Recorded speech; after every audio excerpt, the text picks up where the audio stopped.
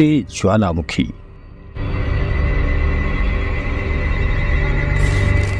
मीलों दूर तक सिर्फ राख ही राख। यहाँ चारों तरफ ज्वालामुखी का धुआं और धूल है। गर्मी ऐसी कि प्राण सूख जाए, परंतु फिर भी यहाँ लोगों का तांता लगा हुआ है। ऐसा लग रहा है जैसे यहाँ कोई बहुत बड़ा खजाना निकल आया हो। लेकिन आपको बता दें कि ये लोग किसी खजाने के लिए नहीं, बल्कि भगवान गणेश की पूजा उपासना के लिए यहाँ इकट्ठा हो रहे हैं। तो आखिर किस देश का है यह दृश्य? एक निर्जन स्थान में ज्वालामुखी के मुहाने पर भगवान गणेश को आखिर किसने स्थापित किया? आखिर क्या है इस जगह का रहस्य? सब जानेंगे आज के वीडियो में। नमस्कार, स्वागत है आपका आपके अपने YouTube चैनल हिंदुत्व का शंखनाद पर, और मैं हूं आपका दोस्त विष्णु शरण। साथियों, आज हम आपको एक ऐसे मुस्लिम देश की यात्रा पर लिए चलते हैं जहां की हृदय स्थली में एक ऐसा रहस्य छुपा हुआ है जिससे बहुत कम लोग ही परिचित हैं। आपसे निवेदन है कि वीडियो को लाइक कर दें तथा चैनल को सब्सक्राइब कर लें। मुस्लिम देश होने के बावजूद इंडोनेशिया के हृदय में अभी भी सनातन संस्कृति की ज्वाला धधक रही है। यहाँ के जावा और बाली द्वीप में सैकड़ों की संख्या में प्राचीन मंदिर आज भी विद्यमान है, जिनमें से कुछ विश्व प्रसिद्ध हैं तो कुछ बेहद रहस्यमयी है। ऐसे ही रहस्यमयी मंदिरों में से एक है भगवान गणेश का यह मंदिर, जो कि ज्वालामुखी के मुहाने पर स्थित है। साथियों, इंडोनेशिया में 141 ज्वालामुखी हैं, जिनमें से 130 ज्वालामुखी आज भी सक्रिय हैं, और सक्रिय ज्वालामुखियों में से ही एक है यह ज्वालामुखी जिसका नाम है गुनुंग ब्रोमो।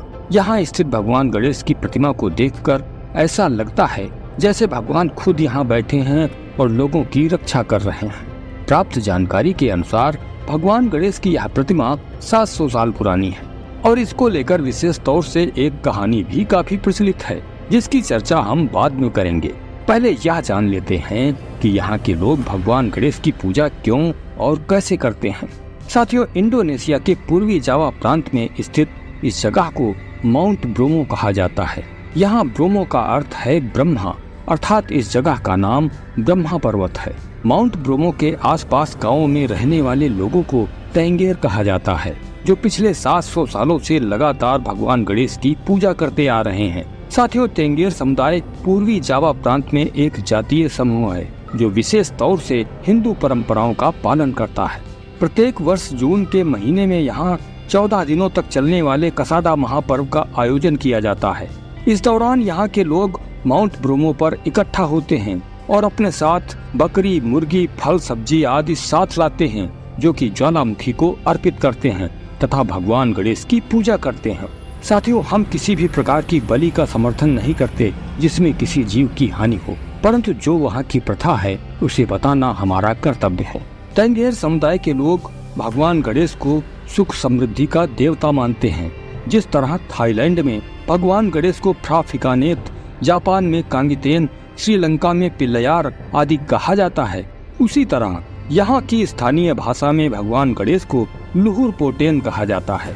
कसाड़ा उत्सव में भाग लेने के लिए हर साल बड़ी संख्या में तेंगेर समुदाय के लोग माउंट ब्रोमो पर इकट्ठा होते हैं, और जब ये लोग फल सब्जियां आदि ज्वालामुखी को अर्पित करते हैं तो कुछ लोग नेट के जरिए उन्हें पकड़ने की कोशिश करते हैं, जिसे ये लोग प्रसाद रूप में घर ले जाते हैं।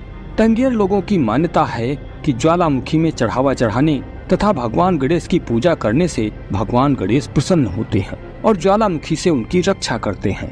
माउंट ब्रोमो के चारों ओर बसे 35 गाँवों में करीब 1 लाख तेंगेर आदिवासी रहते हैं, जो माजापहित राजकुमारों के वंशज होने का दावा करते हैं। तेंगेर लोग भगवान गणेश के अलावा ब्रह्मा, विष्णु, महेश तथा भगवान बुद्ध की भी पूजा करते हैं।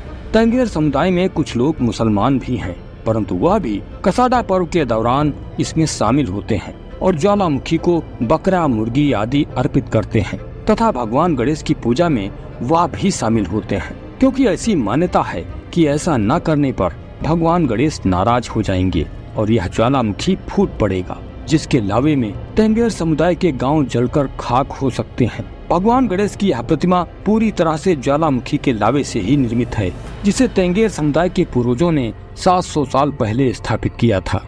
कहा जाता है कि 15वीं शताब्दी में माजापहित साम्राज्य की राजकुमारी सेरोवतेंग और उनके पति को जब कई सालों तक कोई संतान नहीं हुई तो उन्होंने संतान प्राप्ति की प्रार्थना की, जिसके बाद परिणाम स्वरूप उन्हें 25 संतानें प्राप्त हुई।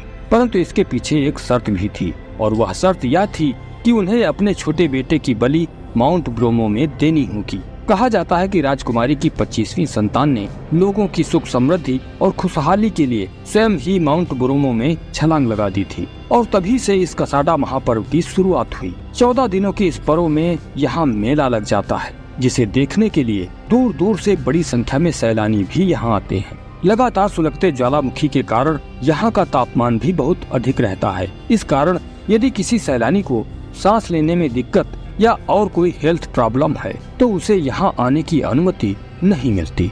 यहाँ आसपास एटीएम भी नहीं है, इसलिए यदि आप यहाँ जाना चाहते हैं तो कैश लेकर जाएं, वह भी इंडोनेशियन करेंसी, क्योंकि यहाँ पर करेंसी एक्सचेंज पॉइंट भी नहीं है। तो साथियों, हमारी आज की यात्रा यहीं पर समाप्त होती है। आपकी राय हमें कमेंट करके जरूर बताएं। वीडियो पसंद आया हो तो इसे अपने दोस्तों को भी शेयर करें तथा चैनल को सब्सक्राइब करके हिंदू जनजागरण में हमारा सहयोग करें। मिलते हैं आपसे अगले वीडियो में, तब तक के लिए वंदे मातरम, जय श्री राम।